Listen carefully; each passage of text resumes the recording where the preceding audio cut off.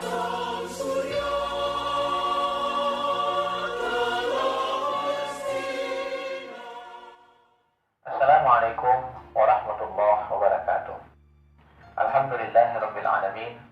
Wassalatu wassalamu ala asyrafil anbiya'i wal mursalin nabiyina Muhammadin wa ala alihi wa ashabihi ajma'in.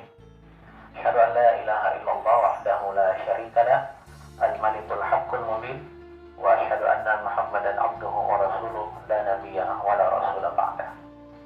Pemirsa yang dirahmati Allah Subhanahu wa taala, kembali pada pelajaran kita tentang terapi rohani atau yang kemudian kita kenal dalam tulisan dan risalah Al-Imam Ibnu Qayyim Al-Jauziyah tentang Ad-Da' wad Dawa. Pada bab ini kita akan membahas tentang hubungan antara doa dengan musibah dan hubungan antara doa dengan takdir. Doa, sebagaimana yang telah kita jelaskan pada pengantar, adalah obat yang paling bermanfaat. Doa adalah ibadah yang secara praktis bisa bermanfaat langsung kepada orang-orang beriman, yang tentu berbeda dengan ibadah-ibadah yang lain yang pada umumnya memberikan manfaat pada saat kita berada di alam akhirat. Oleh karena itu, Al-Imam Ibnu Qayyim Al-Jauziyah rahimahullah mengatakan, ad-du'a min anfa'il adwiyah. Doa itu adalah obat yang amat bermanfaat, obat yang bisa langsung ketika dosisnya itu tepat dan cocok bagi orang-orang yang membutuhkan penyembuhan dan terapi rohani, maka niscaya akan membawa kepastian pada penyembuhan yang bersifat konkret.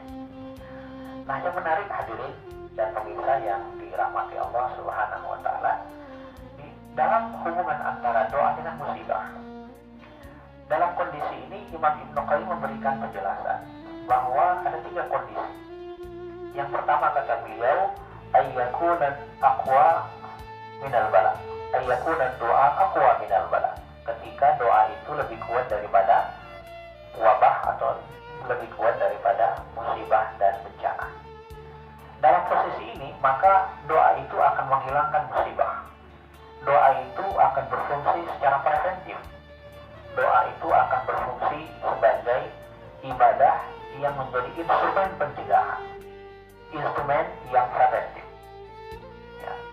Terkenal di dalam riwayat, ada seorang sahabat bernama Sa'ad bin Abi Waqqas radhiyallahu anhu. Beliau di dalam beberapa kitab sirah atau kitab sejarah, di antaranya adalah Ar-Rujul Haula Rasul, tokoh-tokoh penting dikeliling di seputar Rasulullah, disebutkan bahwa Sa'ad itu adalah rajulun mustajabun, seorang laki-laki beriman, seorang sahabat Nabi yang senantiasa doanya diijabah. Begitu besarnya doa dan kedudukan doa dari Sa'ad bin Abi Waqqas, pernah satu ketika Sa'ad bin Abi Waqqas itu mendatangi satu pertemuan yang ternyata pertemuan itu pembicaranya atau narasumbernya adalah seorang pemuda yang selalu dan suka menghina Ali bin Abi Thalib, Talha bin Ubaidillah, dan Zubair bin Awam. Jadi ini ketika masa dakwah Rasulullah SAW selesai atau telah wafat. Di dalam kondisi itu, Sa'ad bin Abi Waqqas lalu kemudian mengingatkan si pemuda yang tadi selalu menghina dan menjelek-jelekkan para sahabat-sahabat utama, yaitu Ali bin Abi Thalib, Zubair bin Awam, dan Talha bin Ubaidillah. Tetapi karena nasihat Sa'ad bin Abi Waqqas ini tidak diindahkan dan tidak didengarkan, lalu kemudian Sa'ad berdoa kepada Allah Subhanahu wa taala, Allahumma atini bi iradatik. Ya Allah, aku serahkan orang ini kepadamu. Lalu begitu selesai Sa'ad berdoa, tiba-tiba dari arah Kufah, sebagaimana dikisahkan di dalam beberapa kitab sirah seperti dalam Siyar A'lam An-Nubala, ya. Jadi dari arah Kufah muncul seekor unta yang berlari dengan cepat, lalu kemudian menerjang siapapun yang ada di depannya, dan yang paling dicari itu adalah si pemuda tadi. Ya. Kemudian si pemuda yang suka menghina para sahabat ini akhirnya tewas secara mengenaskan karena diterjang oleh unta yang tiba-tiba entah datang dari Sa'ad bin Abi Waqqas. Dalam hal-hal tertentu, doa bisa menghindarkan dan mencegah orang dari musibah, dan doa bisa menghindarkan orang dari fitnah. Yang kedua, kata Imam Ibnu Qayyim, adalah doa ayyakuna ad-du'a ad'afu minal bala. Ketika doa itu lebih lemah daripada musibah dan bencana. Nah, dalam posisi ini, jamaah yang dirahmati Allah, tidak ada yang saling mengalahkan. Doa orang-orang soleh di satu negeri begitu lemah, sehingga tidak sanggup dan tidak dapat untuk mencegah datangnya musibah. Tetapi kata Imam Ibnu Qayyim al-Jawziyah rahimahullah, walakin qad yukhaffifahu wa in kana dha'ifan. Tetapi doa masih tetap berfungsi. Doa orang-orang yang saleh di suatu negeri yang terkena musibah, yang terkena bencana, terkena wabah misalnya, seperti kita saat ini, itu memang tidak bisa menolak musibah, sama seperti pada posisi yang pertama. Tetapi doa bisa meringankan penderitaan. Walakin qad yukhaffifahu wa yukhaffifahu wa in kana dha'ifan. Pengaruh doa itu meskipun kecil, tetapi setidaknya bisa meringankan penderitaan mereka yang terkena bencana.